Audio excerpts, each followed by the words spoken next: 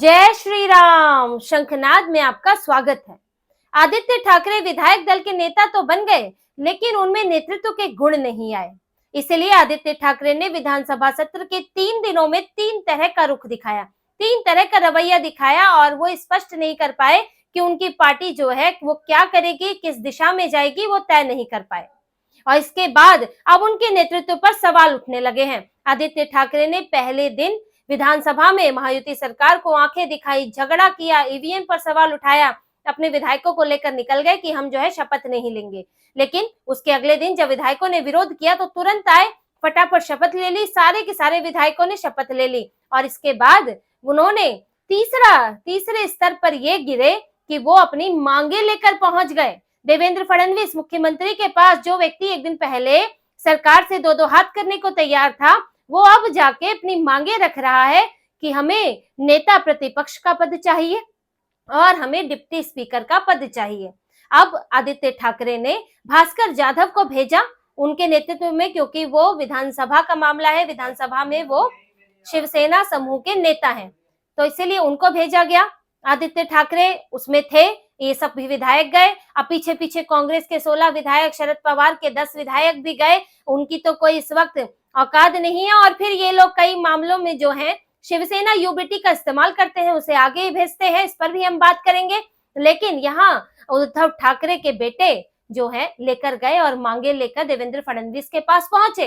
आखिर ये मांगे लेकर वो क्यों गए? क्योंकि देखिए, उनके विधायकों की एक बैठक हुई थी। जो भी सत्र में रवैया है और जो अचानक से आदित्य ठाकरे ने ये जो रणनीति अपनाई थी, इसके बाद एक बैठक हुई और उस बैठक में तय हुआ कि आखिर हम क्यों लड़ रहे हैं। हमें अघाड़ी में हमारे पास सबसे ज्यादा सीटें हैं, 20 सीटें हैं। बीजेपी के साथ हमारे जो संबंध रहे, हम गठबंधन में भी रहे हैं, उनके नेताओं के साथ भी कुछ हमारे अच्छे संबंध है, शिंदे के नेताओं के साथ भी है। हमारा जो है शरद पवार कांग्रेस जैसा हाल नहीं है कि हमेशा से वो लोग आपस में लड़ते रहे हैं बीजेपी के साथ। तो ऐसे में हम क्यों इस तरह की लड़ाई करें? क्यों ना हम जो है, अगर हम अच्छे संबंध रखते हैं तो हम यहाँ पर हो सकता है अच्छे संबंधों के कारण हमें नेता प्रतिपक्ष का पद मिल जाए। अगर हम कल को अघाड़ी से अलग होते हैं, हिंदुत्व की बात करते हैं, तो बीजेपी के नेता हैं जो कुछ तो सिंपैथी रखते हैं, चाहे विचारधारा के कारण ही, जो ये मानते हैं कि शिवसेना अगर अघाड़ी में गई है तो हिंदुत्व को नुकसान थोड़ा बहुत ही सही हुआ है, तो वो हमारे साथ, एक उनके साथ हमारा संतुलन बन सकता है और कल को हमें नेता प्रतिपक्ष का पद मिल सकता है, तो हम ये मांगे कर सकते हैं। उन्होंने ये बातें आदित्य ठाकरे को कही और सरकार के साथ थोड़ा संतुलन बनाने के लिए कहा। अब आदित्य ठाकरे, अब विधायकों का दबाव है, क्योंकि अब आप जिस विधायक दल के नेता हैं तो आप अपनी मर्जी से जबरदस्ती विधायकों को नहीं ले जा सकते हैं। तो इसलिए वो पहुंचे मांग करने के लिए देवेंद्र फडणवीस के पास। अब 2 मांगे की, लेकिन मांग करने के भी तरीके होते हैं और आपके व्यवहार के अनुरूप ही सामने वाला आपसे व्यवहार करता है। जिस तरह का रवैया इन लोगों ने दिखाया शपथ ग्रहण से लेकर और इस बीच संसद के पहले सत्र में, तो इनकी मांगों का स्वीकार होना तो संभव नहीं था। देवेंद्र फडणवीस ने लिस्ट ली और उसे साइड रख दिया। उन्होंने उस लिस्ट को मानने से इनकार कर दिया। ये लोग अपनी जो मांगे लेकर गए थे, जिनमें जो प्रमुख तौर पर थी नेता प्रतिपक्ष और डिप्टी स्पीकर की मांग, उन्होंने इस पर कुछ भी कहने से, कुछ भी इस पर आगे करने से इनकार कर दिया है। सीधा सीधा ये कहना है जो महायुति है उसका कि इनके पास संख्या नहीं है।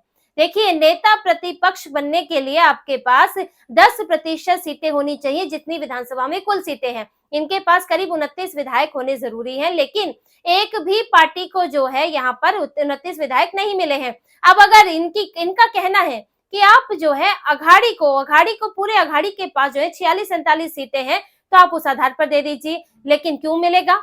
ये जो नियम है ये पार्टी के हिसाब से है, गठबंधन के हिसाब से नहीं है। हाँ, आप ये कर सकते हैं, अगर आपको चाहिए तो आप एक दूसरे की पार्टी का विलय कर लीजिए, आप अपनी पार्टी खत्म कर लीजिए। जो उद्धव ठाकरे, जो उनके बेटे इतना उछल रहे हैं, वो बोले कांग्रेस और शिवसेना को अपने विधायक हमारी पार्टी में दे दे और हम जो है कुल मिला के जब 29 से ऊपर हो जाएंगे तो फिर हमारा नेता प्रतिपक्ष बन जाएगा। आप या कांग्रेस के विधायक तोड़ लीजिए या शरद पवार के विधायक तोड़ लीजिए, 20 तो आपके पास है ही, तो आपको नेता प्रतिपक्ष दे दिया जाएगा।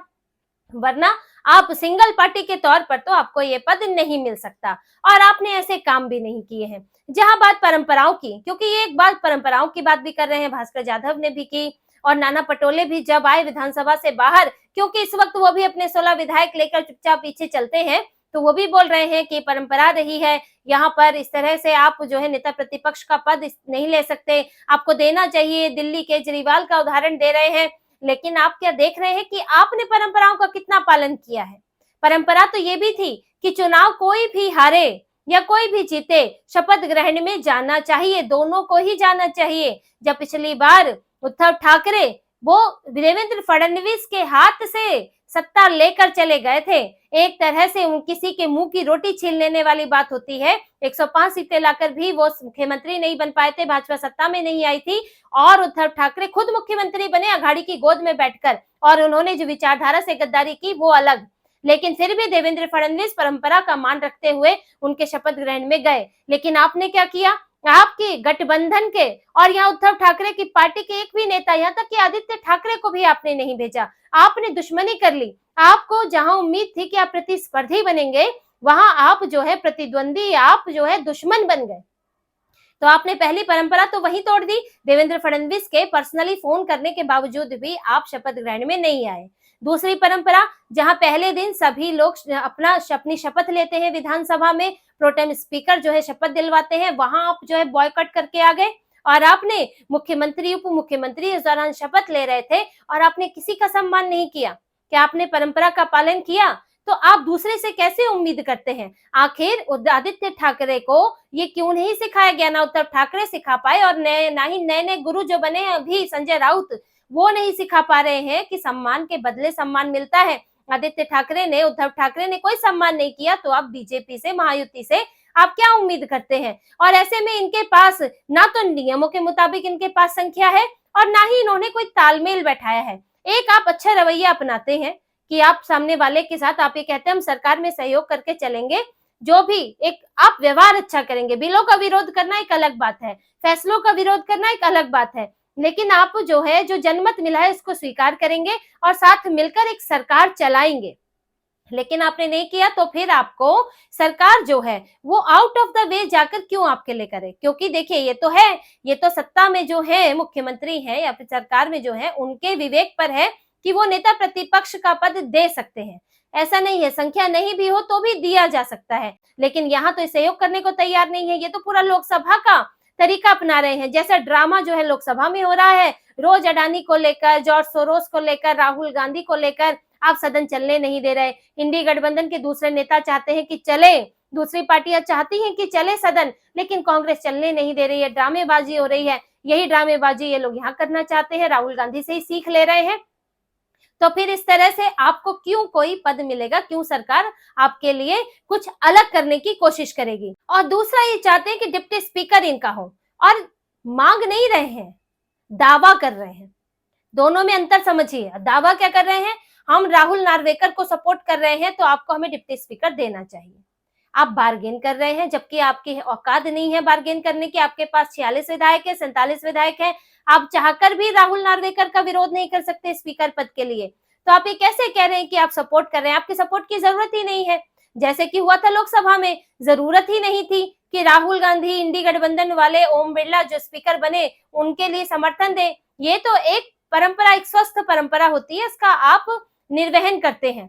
लेकिन यहाँ तो आप हमेशा सींगे लड़ाने को तैयार होते हैं, और इसीलिए इस बार भी ये लोग यही सोच रहे हैं कि डिप्टी स्पीकर का पद जो है हमें मिल जाए और हम जो है दावा करके ले। लेकिन वहां लोकसभा में बीजेपी ने नहीं दिया था, क्योंकि ये लोग दलित कार्ड खेलने लगे थे। के सुरेश को इन्होंने जो है ओम बिरला के सामने उतार दिया, और ये कोशिश कर सोच रहे थे कि एक दलित को उतारेंगे तो बीजेपी के नेता और हम टीडीपी और जदयू को भी अपनी तरफ कर लेंगे। जबकि अपने कारनामे इन्हें याद नहीं आते कि जब इन्होंने एक आदिवासी राष्ट्रपति द्रौपदी मुर्मू के खिलाफ यशवंत सिन्हा को उतार दिया था, तब आपको नहीं लगा था कि एक आदिवासी महिला जो राष्ट्रपति की उम्मीदवार बन रही है उनका सपोर्ट करना चाहिए? अपनी बारी में ये सब किसी भी ओबीसी हो, दलित हो, चाहे आदिवासी हो, सबके खिलाफ चले जाते हैं। लेकिन जब इनकी अपनी बारी आए तो ये लोग सोचते हैं कि सब हमें सपोर्ट करें। ऐसे ही ये लोग सोच रहे हैं कि हम कुछ भी कर लें महाराष्ट्र में, लेकिन ये हमें नेता प्रतिपक्ष बना दे और डिप्टी स्पीकर बना दे। लेकिन इससे भी इनकार कर दिया देवेंद्र फडणवीस ने कि ये आपको डिप्टी स्पीकर का पद नहीं मिलेगा। और देखिए, ये बात सिर्फ आदित्य ठाकरे तो इसमें आगे दिख रहे हैं, उनके नेता भी चाहते हैं कि संतुलन बनाए। लेकिन आदित्य ठाकरे क्या कर रहे हैं? यहाँ इस अंतर को आप समझिएगा कि वो मांग करने तो जा रहे हैं, अपने नेताओं की कुछ तो बात उन्हें सुननी पड़ेगी, लेकिन वो मेन बात नहीं मान रहे हैं कि अघाड़ी से अलग हो, उसके बाद आप सहयोग करें महायुति से, फिर आप अपनी मांगे रखें। तो यहाँ ये कर क्या रहे हैं कि आप मांगे तो रख रहे हैं, लेकिन आप अघाड़ी को साथ लेकर चल रहे हैं, लाद कर चल रहे हैं। और उसकी वजह है शरद पवार। शरद पवार जो इस वक्त बड़ी चालाकी से चुपचाप बैठे हुए हैं, वो ना इस तरफ ज्यादा बोल रहे हैं ना उस तरफ ज्यादा बोल रहे हैं। और दूसरा काम उन्होंने ये किया, जो आपने शुरुआत चुनाव के नतीजों के बाद उन्होंने बयान दिया था कि नहीं, ईवीएम की कोई समस्या नहीं है, यहाँ तो हिंदुत्व का मुद्दा चला है। और उन्होंने खुद ही कहा था कि नेता प्रतिपक्ष के लायक हमारे पास संख्या नहीं है। आज वही शरद पवार फिर ईवीएम का गाने गाने लगे हैं। वो पर्दे के पीछे से काम कर रहे हैं और आदित्य ठाकरे को आगे किया जा रहा है, शिवसेना यूबीटी को आगे किया जा रहा है कि वो मांगे। और उसकी वजह ये है कि वो नहीं चाहते कि आज भी शिवसेना अघाड़ी से अलग हो, क्योंकि इससे समझिए जैसे ही अलग होगी तो हिंदुत्व जो है, हिंदुओं के वोट बटने कम हो जाएंगे, हिंदूवादी पार्टियां जो है एक तरफ हो जाएंगी। कल को हो सकता है कोई गठबंधन का नया तरीका खोज लिया जाए, या फिर हो सकता है कि जो हिंदुओं का वोट इनको मिल रहा था वो बिल्कुल भी ना मिले। तो ये डर है, शरद पवार इसीलिए चाहते हैं कि बीजेपी और यूबीटी के बीच में अभी भी जो है लड़ाई झगड़ा जारी रहे। शरद पवार का तो हाल ही यही रहा है, वो हमेशा साजिशी करते रहे हैं, सीटें तो जीत नहीं पाते हैं, क्योंकि जब से कांग्रेस से अलग हुए हैं यहाँ पर वो अपने बूते तो कुछ नहीं कर पाए, तो वो साजिशें ही रचते रहते हैं हमेशा से। कभी इसमें तोड़फोड़ की, कभी उसमें तोड़फोड़ की, अपने आप को उनको राजनीति के चाणक्य कहलाने की कोशिश करते हैं। हालांकि आज वो खुद ही अपनी ही पार्टी नहीं बचा पाए हैं और उनका हाल यही हो गया है, लेकिन आदत से मजबूर है। और अब जो है, अब भी शिवसेना यूबीटी उद्धव ठाकरे के कंधे पर बंदूक रखकर चला रहे हैं और इस बंदूक को थामा हुआ है संजय राउत ने। संजय राउत जो है वो वही, अभी उन्होंने आदित्य ठाकरे को अपना चेला बना लिया है, आजकल गुरु चेला बनकर घूमते हैं दोनों के दोनों। पहले बाला साहेब के जाने के बाद जैसे उद्धव ठाकरे को टारगेट किया, और अब उन्हें दिख रहा है कि आदित्य ठाकरे ही भविष्य है, विधानसभा में तो वही रहने वाले हैं, तो आजकल उसको भड़काने के काम में लगे हैं। अब संजय राउत तो अपने दिमाग से तो वो यूबीटी के लिए सोच के तो करते नहीं है, वो तो दिल्ली के हिसाब से चलते हैं, राज्यसभा की सीट भी मैनेज करनी है उन्हें। तो इसलिए संजय राउत जो है यहाँ एक तरफ से आदित्य ठाकरे और उद्धव ठाकरे सरकार से लड़ रहे हैं, सरकार से तनातनी रख रहे हैं, अपना घमंड दिखा रहे हैं और सीटें हैं नहीं, और दूसरी तरफ से पद भी मांग रहे हैं, सुविधाएं भी मांग रहे हैं, अपने नेताओं को एडजस्ट भी करना चाहते हैं कि डिप्टी स्पीकर बन जाए, नेता प्रतिपक्ष बन जाए तो 20 विधायकों को खुश कर दे, उनमें से कुछ को खुश कर दे ताकि वो हमें छोड़कर ना जाएं। पर उद्धव ठाकरे और आदित्य ठाकरे का यही रवैया रहा तो उनकी पार्टी के विधायक ज्यादा दिन टिकने वाले नहीं है। और ये जो विधानसभा में सोच रहे हैं कि हम नेता प्रतिपक्ष बनेंगे, हम जो है वहां पर नेतृत्व करते दिखेंगे, बीजेपी के सबसे बड़े विरोधी दिखेंगे, तो ये तो भूल जाएं, यहाँ वो नेता प्रतिपक्ष वहां तो छोड़िए, अपनी पार्टी के ही नेता बच पाए, यही बड़ी बात होगी। क्योंकि उनकी पार्टी में जो जबरदस्त विद्रोह की स्थिति है, अगर उद्धव ठाकरे ने जल्द ही फैसला नहीं लिया तो उनके विधायक और सांसद ही फैसला लेकर निकलने वाले हैं। तो इसी तरह की और खबरें और विश्लेषण आपके लिए लाते रहेंगे। हमसे जुड़े रहिए, सब्सक्राइब कीजिए, कमेंट कीजिए। बहुत बहुत धन्यवाद। जय श्री राम।